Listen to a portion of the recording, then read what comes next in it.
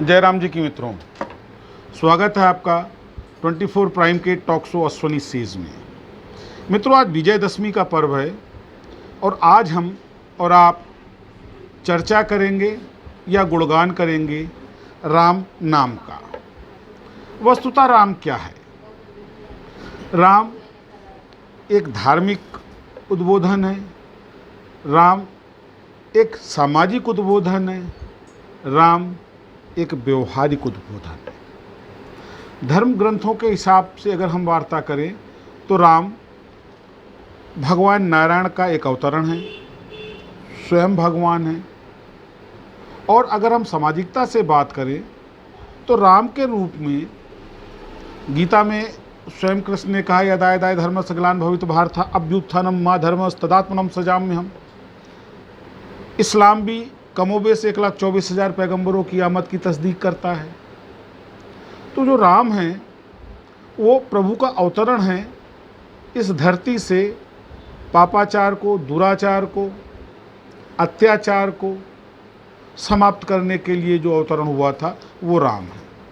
अब सामाजिकता में बात करें तो एक आदर्श मानव की जीवन संहिता क्या होनी चाहिए, ये राम ने सिद्ध किया है।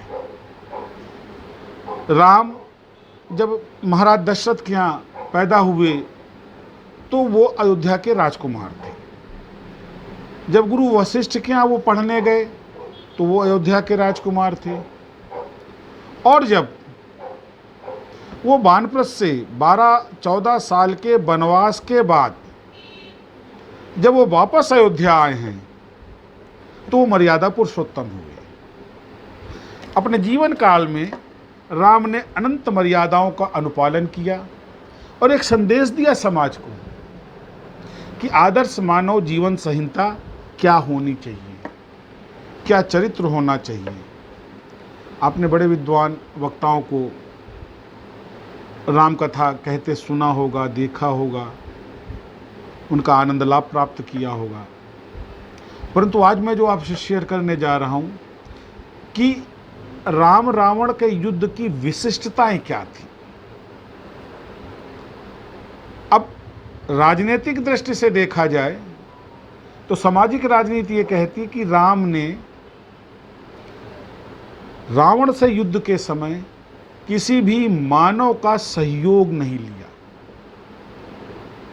बड़ी बड़ी बड़ी गूढ़ बात है कि आज हम जिस डेवलप्ड कल्चर्ड एजुकेशन कंटेंट मानव की बात करते हैं कि सब मानव समाज बड़ा सभ्य समाज है, बड़ा प्रगतिशील समाज है, परंतु राम ने रावण से युद्ध के दौरान किसी मानव का सहयोग नहीं लिया।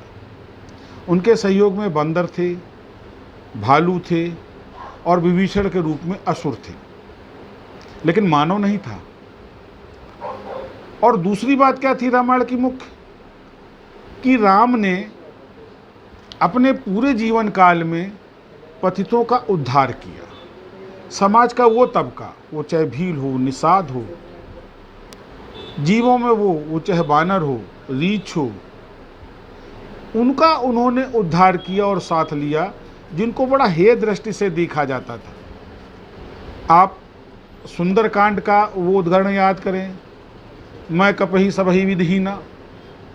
स्वयं हनुमान जी कहते हैं कि भाई मैं तो बंदर हूँ और सभी प्रकार से छोटा हूँ। तो राम ने समाज को एक संदेश दिया कि सब महत्वपूर्ण है, सबका अपना एक स्थान है और सबका मर्यादा और सम्मान समान है।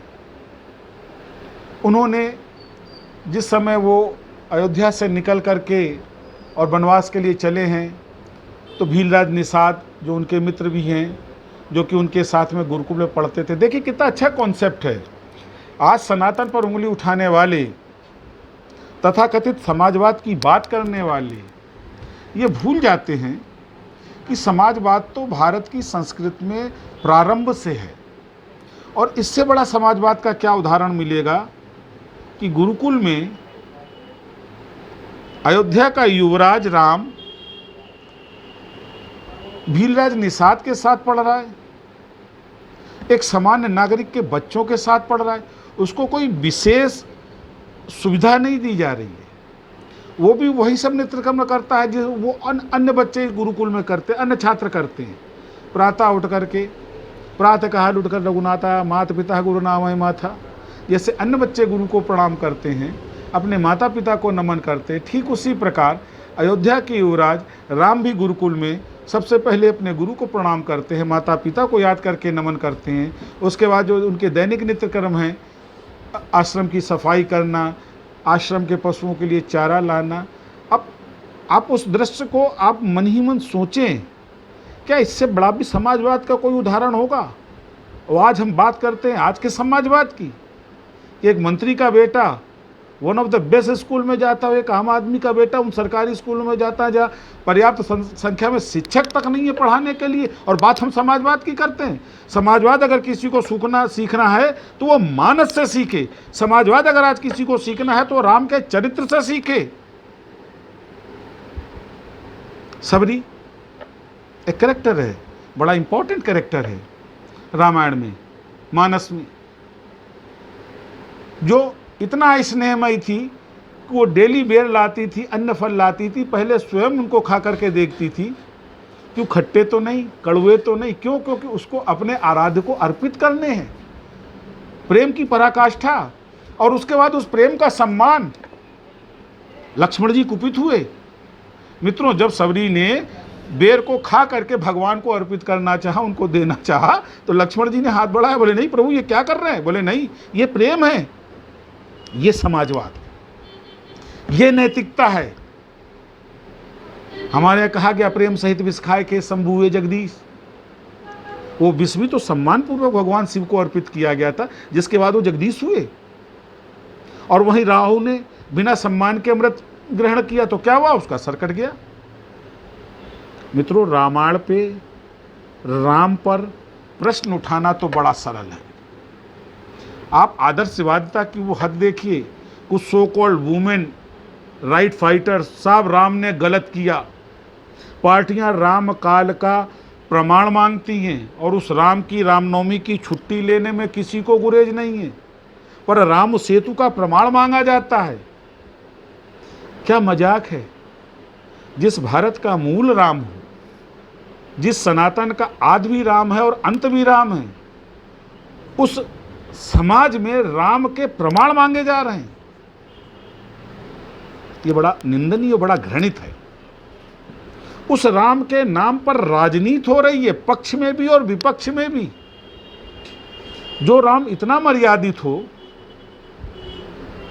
कि केवल जनता के विश्वास को बचाने के लिए, कि जनता में कोई नकारात्मक संदेश न जा सके, क्योंकि जिस समय पर्णकुटी में भगवान राम आए हैं तो आने वाली समस्याओं को देखते हुए उन्होंने देवी सीता को पहले ही अग्नि को समर्पित कर दिया था, और उनका प्रतीक छाया अपने साथ रखी थी। और पुनः जब वो देवी सीता लंका से वापस आई तो उन्होंने अग्नि से अपनी सीता को पुनः वापस ले लिया था। तो सीता की शुद्धता पर, पवित्रता पर कोई शक नहीं था राम को, परंतु जनता में एक अविश्वास न जाए, इसलिए जनता की आपत्ति पर उन्होंने पुनः अग्नि परीक्षा देने के लिए सीता को कहा। क्योंकि वो राम थे, वो महाराष्ट्र की उद्धव सरकार नहीं थी, वो मुंबई का पुलिस कमिश्नर नहीं था जो स्वयंभू हो जाए, जनता कितना भी विरोध करे। वो हाथरस नहीं था कि जहां एक वरिष्ठ अधिकारी जाकर के पीड़िता के परिवार पर दबाव बनाए। हम राम राज्य की बात करते हैं। राम क्या है? पहले हम राम के चरित्र को तो जाने मित्रों। राम नैतिकता की पराकाष्ठा है, राम मर्यादा के पर्याय हैं, राम भावना की शुद्धता है, राम एक आदर्श है।